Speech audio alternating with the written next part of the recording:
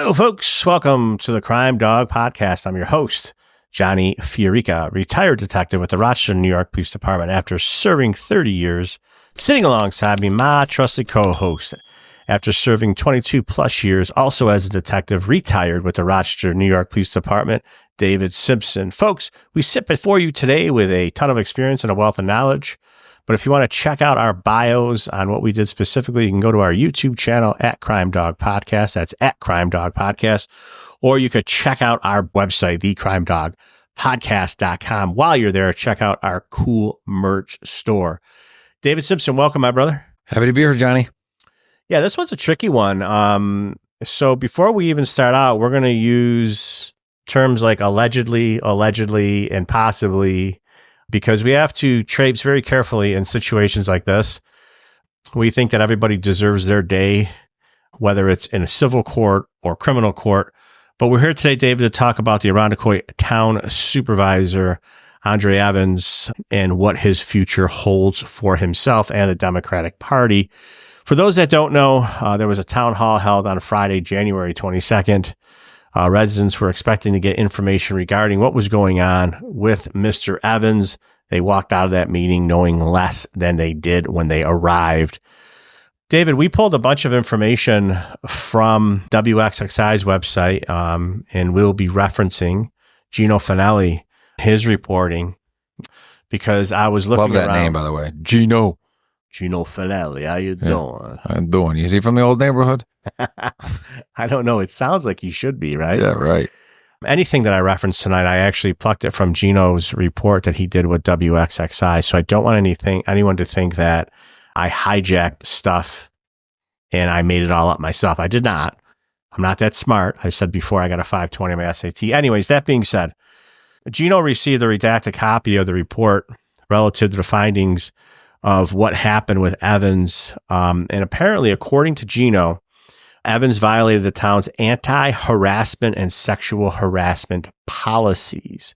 Now, that was our key terms, violated the town's. So he doesn't say New York State penal law. He doesn't say that there's crimes.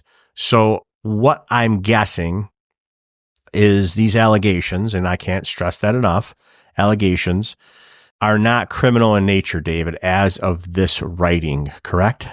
That is correct. They appear to be, speaking in general terms, inappropriate behavior within the workplace. Right. He actually is up for re-election this year. He's a first-term Democratic supervisor. He took office in 2024. He defeated incumbent Republican Rory Fitzpatrick, who, by the way, everyone knows is a friend of this podcast. We interviewed Rory, who is a former NHL All-Star.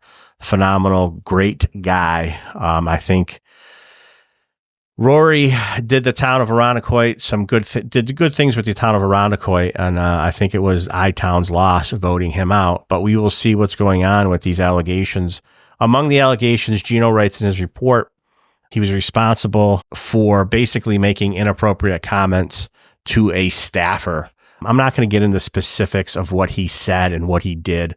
These are all allegations at this time, David, but you and I were talking off camera, and allegations of this nature just don't pop up, right? They just don't pop up. There's always a pattern of behavior that someone displays over the course of their life, especially him. I believe he's 55 years old. So there are instances, I'm sure, that people may, because they have done this in other incidents, come out of the woodwork and say, hey, something happened to me also, hence the Me Too movement. But anyways, so at the end of the day, it's going to be interesting to see if any other allegations, and there are allegations right now, any other allegations from other people come out against Mr. Evans. Well, there are allegations, but a independent law firm was hired by the town to investigate this. And the allegations that were made by this individual, according to the investigation, which you can read on your own, were substantiated by the law firm. So that they were allegations that were investigated and they were found to be substantiated. Okay. So going to what you referenced, that's a big question I have is basically speaking, again, in general terms, did this individual, Mr. Evans, ever display behavior that was either similar to this or would show this type of behavior to be something that he was capable of prior to him taking office? And if so, who knew what, and why were they pushing and supporting him to run for such an important job as town supervisor for Irondequoit, and, possibly subjecting women or anyone to this type of behavior? So those are questions that we are shooting out there into the universe and asking, and I hope that the mainstream media, if you will also ask those type of questions, because I think it's important that we don't run people for office that potentially have this type of behavior previously in any type of employment setting or in their social life. That's a question that needs to be asked, and what Democratic leaders who supported the campaign knew or didn't know. Mm-hmm. Yeah, those are good questions. So basically, in sum and substance, who knew what, right? Who knew what, and when did they know it? And why, if they knew, didn't it come out? Shouldn't they be protecting people that are potentially going to be working in that setting, Right.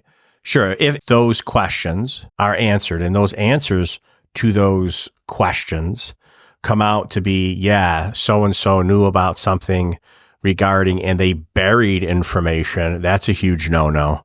People can get in trouble for that. They can be held civilly liable. I don't know. I mean, I was a lifelong detective, obviously, by trade, and so were you, David. We did guns, drugs, violence. We went after gangbangers. We weren't involved in investigations like this. We had investigated, not saying that Evans did this, so we can't throw that disclaimer out there enough, but we had investigated sex crimes. You were assigned to the unit that was dedicated to that at one point in your career. Throughout my career, because I'm so old, there was no unit at the time dedicated to those crimes. So we kind of did those investigations on the streets. But at the end of the day, when you talk about sex crimes investigations, which we're not saying again that Evans did a sex crime, we're not saying that at all. But we know through investigating those crimes, they're very complex. They're very complex. They're very difficult to do. They take time. A lot of interviews were had when you're trying to build a case, whether civilly or criminally, against a person. So it's going to be interesting to know, David, your answers to your question.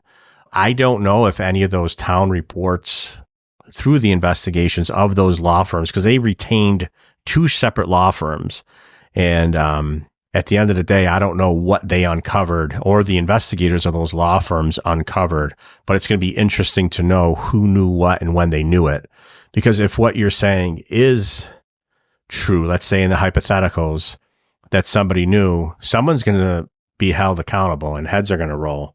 Well, at least from an ethical and moral standpoint, I'm not saying it's necessarily criminal, but, I think if, for an example, if I know that John Smith, has been inappropriate towards women in the workplace, and then I recommend him to go work at another place, obviously working with women, and the same type of behavior happens again, I mean, that kind of is certainly unethical and immoral on my part to subject potential women to that without letting people know. So that's just, if people are in leadership positions, I think it's just a simple question that anyone would want to ask.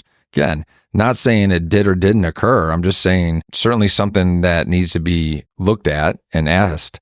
It's concerning that the lawyer that represents the town of Irondequoit, he resigned like immediately. Like, I don't know, it just seemed kind of odd that this is all going on.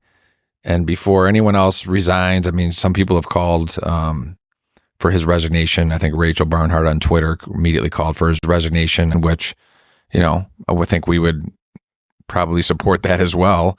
And Rachel was one of the first people to come out and say that. So, I'll give her props for that.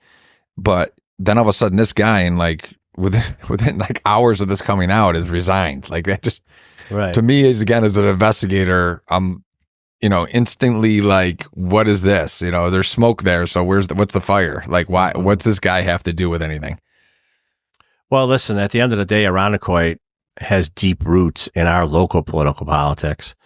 I mean, our county exec came from Irondequoit.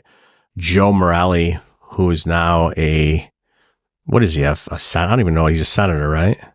Senator Joe Morelli? Congress? I don't know what the hell he is.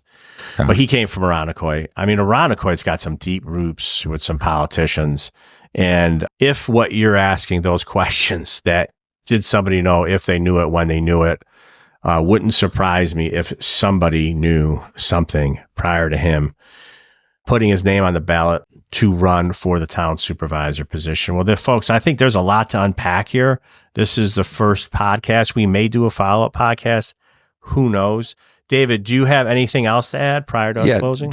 Just for the people that aren't familiar with politics, and I'm no expert, but one thing I do know is, first of all, Monroe County political leadership all comes out of Irondequoit, whether it be the town supervisor, whether it be, county clerks, whether it be Congressman Morelli.